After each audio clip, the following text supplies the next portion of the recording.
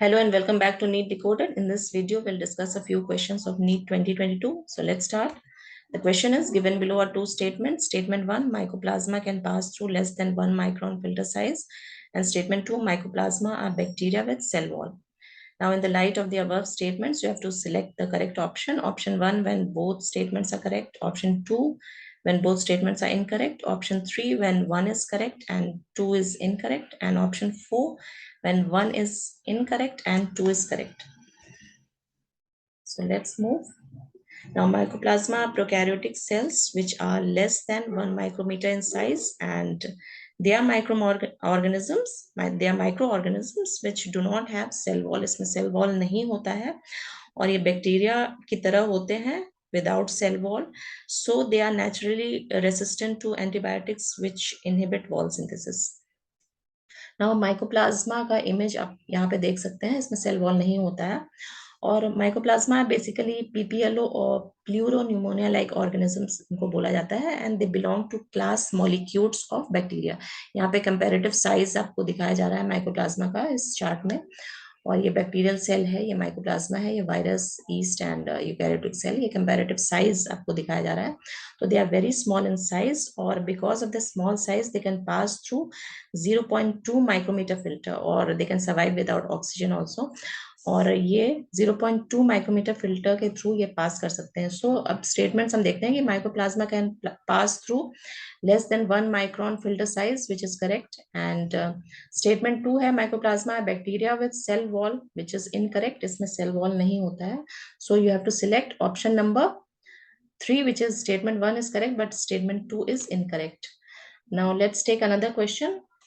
The question is given below are two statements. One is labeled as assertion and the other as reason. Now, assertion states that Mendel's law of independent assortment does not hold good for the genes that are located closely on the same chromosome, and reason इसका दिया है that closely located genes assort independently. अब देखते हैं options में है 1 आपको select करना है when A and R are correct and R is the correct explanation of A, और ऑप्शन 2 है when both A and R are correct but R is not the correct explanation of A. Option 3 when A is correct and R is not correct, or 4 when A is not correct but R is correct, right? Now, Mendel gave the law of independent assortment. Now he chose pea plant because of identifiable traits. जैसे आपको पता है उसमें height, contrasting heights जो उसके traits दिखते हैं, जैसे tall and dwarf है, या seed shape and color है. यहाँ जैसे इस केस में आप देख रहे हैं yellow round seeds and green wrinkle seeds है. यहाँ पे उन्होंने एक बार इन ट्रेड्स को लिया और इस तरह के सीड्स को लिए जिसमें इस तरह के ट्रेड्स थे, और उन्होंने लॉ ऑफ इंडिपेंडेंट असॉर्टमेंट लिया उनको क्रॉस करने के बाद, और it states that the alleles of different gametes get assorted into alleles of different genes, they get assorted into gametes independently of each other. ठीक है, तो जीन्स के एलील्स होते हैं, उनका असॉर्टमेंट गैमेट्स के अंदर इंडिपेंडेंटली होता है. वो किसी भी गैमेट में जा सकते हैं, किसी भी कॉम्बिनेशन में जो एलील्स गैमेट्स के अंदर जा सकते हैं. This is basically law of independent assortment. ठीक है. नाउ मेंडल ने क्या किया, he chose pure breeding plants with yellow round and green wrinkled seeds. जैसे कि आप यहाँ पे देख सकते हैं येलो राउंड को यहाँ पे इंडिकेट किया गया है R R and Y Y, जो capital R R and capital Y Y है, और जो ये प्योर ब्रीडिंग है इसलिए दोनों ही कैप्स में दिखाया गया है या अपर केस लेटर्स है.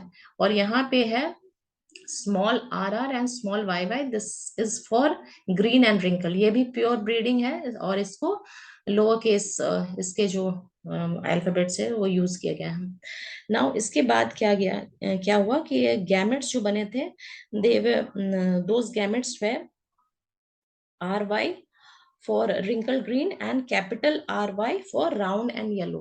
round and yellow के लिए capital RY से यहाँ दिखाया गया है, और green and yellow के लिए जो आपके गैमेट्स बने हैं, प्योर ब्रीडिंग यहाँ पे प्लांट्स लिया गया था. जो स्मॉल आर और वाई है ये ग्रीन और रिंकल्ड सीड्स के गैमेट्स हैं.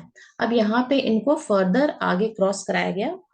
सो अब क्या हुआ कि when F1 progeny way self तो यहाँ पे 4 टाइप्स ऑफ गैमेट्स यहाँ पे मिले, जो कि यहाँ पे इस इमेज में आपको दिखाई दे रहा है। ये 4 तरह के यहाँ पे गैमेट्स हैं, capital R and Y, and capital R small Y, small R capital Y, and small R small Y.